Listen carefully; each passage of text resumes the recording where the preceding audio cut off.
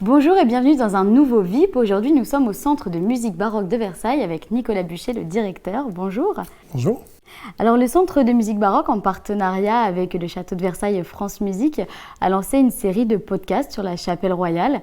C'est en ligne. Pourquoi avoir choisi ce format ? C'est même encore plus qu'un podcast, c'est un ex-podcast. C'est-à-dire que ce qu'on a appelé ex-podcast, c'est à la fois une exposition numérique et un podcast, et les deux sont intimement liés, éditorialement parlant, et y compris dans leur présentation. Alors pourquoi ce choix ? Je pense que le Centre de musique baroque de Versailles est connu comme étant un organisateur de spectacles, comme étant un lieu d'enseignement, comme étant un lieu de musicologie, un lieu de recherche. Et nous travaillons depuis plusieurs années aussi à se dire comment on touche un public plus large, comment on essaye de faire rentrer le plus de monde possible dans cette danse et cette musique baroque que nous aimons tant. Et c'est pour ça qu'on s'est dit qu'explorer la question du podcast et de l'exposition numérique, c'était une bonne occasion. Alors, comment ça se présente ? Il y a du son, des textes, des images, des archives ? Il y a à peu près tout ce que peut contenir un objet numérique, c'est-à-dire beaucoup de choses. En fait, ce sont 6 épisodes de podcast qu'on peut écouter indépendamment de l'exposition numérique. C'est-à-dire qu'ils sont disponibles en ligne sur la plateforme de France Musique, où ils sont trouvables assez facilement, mais ils sont trouvables sur notre site aussi. Et on peut à un moment aussi écouter simplement les 6 podcasts en faisant la cuisine, en faisant une activité pour laquelle on n'a pas le regard, où le regard est occupé. Mais on peut aussi les consulter en regardant en même temps le site qui est dédié à ça, qui s'appelle expodcast.cmbv.fr, et où chaque podcast, chaque épisode va avoir toute une série de documents en ligne et où il va y avoir, comme vous avez dit, de l'image, du texte, de la vidéo, des animations numériques à partir de certaines images, du son pur, des pastilles audio, exactement. Tout ce qu'en fait on peut mettre sur un site en ligne, mais qu'on ne peut pas mettre en fait nulle part ailleurs en fait. Et c'est ça qu'on a essayé de faire. Donc l'idée, c'est de découvrir ou de redécouvrir la Chapelle Royale. Alors d'abord, pourquoi et qu'est-ce qu'on peut trouver dans ces 6 épisodes ? De quoi ils parlent les uns et les autres ? Alors pourquoi ? La raison, c'est pour cette première édition d'Ex-Podcast, on voulait un thème qui soit fortement ancré dans l'histoire du CMBV. Et évidemment, la relation avec le Château de Versailles, c'est un élément fondateur du Centre de musique baroque de Versailles. Et la maîtrise du Centre de musique baroque de Versailles, la maîtrise chante tous les jeudis quasiment dans la chapelle. Donc on s'est dit que le lieu, Chapelle Royale de Versailles, était un bon point de départ pour créer cette exposition thématique. Ensuite, on a confié l'écriture, le commissariat de l'exposition, l'écriture de ce podcast à une jeune journaliste qui s'appelle Suzanne Gervais et qui nous en a fait un grand parcours de l'histoire des musiciens et de la musique à la Chapelle Royale depuis sa construction en 1710 jusqu'à nos jours. Donc c'est vraiment un grand parcours à travers l'histoire, une machine à remonter le temps de l'activité musicale de ce lieu. Je crois qu'il est aussi question donc de Louis XIV. Quel est le lien entre la Chapelle Royale et Louis XIV ? Eh ben, c'est le papa de cette Chapelle Royale, puisque c'est Louis XIV qui, quand il fait agrandir Versailles, quand il fait devenir ce palais qui est à peu près aujourd'hui le nôtre, même s'il y a eu beaucoup de travaux pendant le XVIIIe siècle aussi et le XIXe siècle, en tout cas, le dernier chantier monumental de Louis XIV à Versailles, c'est la chapelle, qu'il inaugure en 1710, c'est-à-dire 5 ans avant sa mort, en fait, donc assez tardivement dans son règne. Vous avez dit que c'était le premier thème, la Chapelle Royale. Il pourrait y en avoir d'autres ? Nous portons l'ambition, effectivement, de faire un ex-podcast par an. Et voilà, donc nous travaillons d'ores et déjà au 2e épisode, mais je ne vous dirai pas de quoi on parle. Est-ce qu'on a besoin d'être un expert ou un passionné pour écouter ces podcasts ou c'est ouvert à tous ? Pas du tout. Alors en tout cas, si on a réussi notre pari, et les premiers échos que nous avons, c'est que c'est plutôt réussi, c'est qu'on s'adresse vraiment à tout le monde. J'ai une petite formule, j'ai dit en fait les 2 prérequis pour connaître, pour pouvoir accéder à cette chose-là, c'est de savoir à peu près qui est Louis XIV et de savoir à peu près ce que c'est qu'une chapelle dans un palais, quoi. Une fois qu'on sait ça, on peut tout à fait entrer dans cet ex-podcast, dans ces podcasts. C'est très simple, on l'a volontairement, c'est pas simpliste, mais en même temps c'est simple. On l'a voulu accessible à tous ceux qui ont envie de s'y plonger. La chose qui me paraît importante aussi, c'est de signaler qu'en fait, chaque épisode dure 10 à 12 minutes. C'est assez court parce que on espère que le public n'aura pas peur de rentrer dans un podcast de 12 minutes.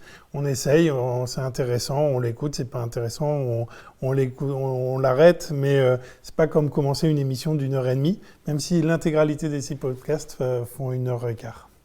Et donc ces podcasts sont en français, en anglais. Il y avait une volonté aussi de toucher plus que la France. Oui, tout à fait. On s'est dit, quand on s'est lancé dans ce chantier, qui est un assez gros chantier éditorial, c'est beaucoup de textes, beaucoup d'images, beaucoup de sons, enfin un assez gros chantier à l'échelle d'une maison comme la nôtre, que le conserver uniquement en langue française, c'était beaucoup de travail pour une diffusion assez restreinte finalement. Donc on s'est dit qu'il fallait penser mondial sur un tel projet, et c'est pour ça que l'intégralité des textes est traduite et que le podcast a été aussi enregistré en anglais par un anglophone. C'est aussi une façon de toucher les touristes qui ne sont plus là en ce moment.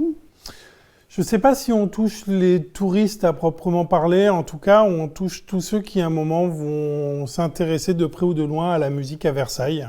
Et c'est pas forcément des gens qui auraient fait le voyage. Enfin, je pense que on peut espérer toucher plein de gens par des détours qu'on n'imagine pas aujourd'hui.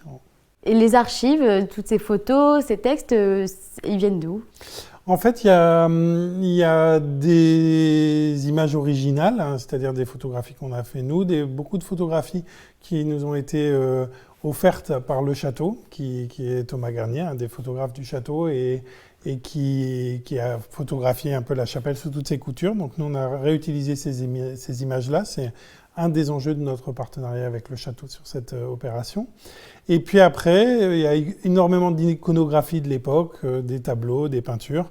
Et donc tout ça, c'est des fonds d'images, notamment dont beaucoup sont issus de la Réunion des musées nationaux, qui est la structure nationale qui photographie et qui diffuse les images qui font partie de notre patrimoine. Donc vous êtes à l'initiative de ce grand projet. C'est nécessaire aujourd'hui de se renouveler, vu la situation actuelle, d'aller en ligne, d'avoir d'autres formats ? Alors, on n'a pas attendu le Covid pour penser numérique, évidemment. On avait déjà pas mal d'outils numériques au centre, mais qui étaient plutôt des outils de chercheurs, plutôt des outils pour des professionnels, on va dire.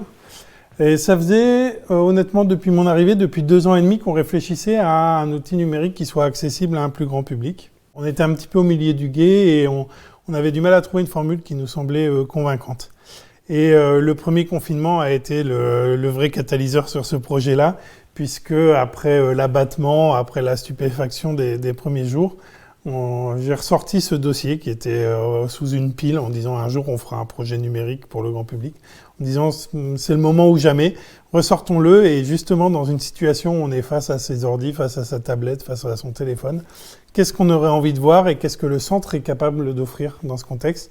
Et c'est comme ça qu'on a abouti à ce projet. Alors, qu'est-ce qu'on trouve dans ces 6 épisodes ? Quel est le contenu, les grands thèmes ? Alors, on commence par l'évocation de la construction de la chapelle et de son inauguration. C'est comme ça que commence le podcast. Ce qui permet en fait de faire un petit pas en arrière et de voir quelle est l'histoire de la place de la musique sacrée dans la royauté en remontant très très loin. Donc, c'est un petit peu, ça c'est le premier point. Ensuite, très très vite, on s'intéresse à la messe du roi. C'est-à-dire que Louis XIV, mais ses successeurs aussi, entendaient la messe tous les jours. Et donc, il y avait de la musique tous les jours qui était écrite pour la messe du roi. Donc, Suzanne retrace le déroulé de cet événement quotidien qui avait lieu tous les jours à la chapelle royale. Ensuite, on traite un événement important. En 1683, Louis XIV organise un grand concours à travers toute la France pour recruter ses musiciens, ses maîtres de chapelle. Donc on traite ce concours qui était organisé de manière extrêmement moderne en fait. On parle de Michel Richard de Lalande qui est le grand compositeur qui va occuper la chapelle royale pendant presque d'un demi-siècle. On parle du grand motet qui est la forme musicale qu'on chantait essentiellement à la cour à l'époque. Et puis le dernier volet est consacré au rayonnement de la chapelle à l'étranger.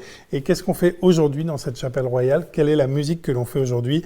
Que ce soit nous, le Centre de musique baroque de Versailles, ou nos collègues Château de Versailles Spectacle, qui sont les organisateurs des spectacles et des concerts au château. La messe du roi, elle était très importante, si je ne me trompe pas, Louis XIV l'a très rarement loupée. Exactement. Alors là, d'une part, il était présent quotidiennement. Il paraîtrait, Saint-Simon nous dit qu'il aurait raté la messe une fois dans sa vie. Et la deuxième chose, c'est qu'il attendait que d'autres que lui y participent, d'autre part. Et ensuite, il était extrêmement pointilleux sur la ponctualité et la présence de tous ces musiciens pour les moments de musique de cette messe qui était entièrement en musique, de A à Z en fait. D'accord, très bien. Merci beaucoup Nicolas Buchet. Avec plaisir. Je vous rappelle que les épisodes sont déjà disponibles depuis le 12 novembre. Merci beaucoup et à bientôt.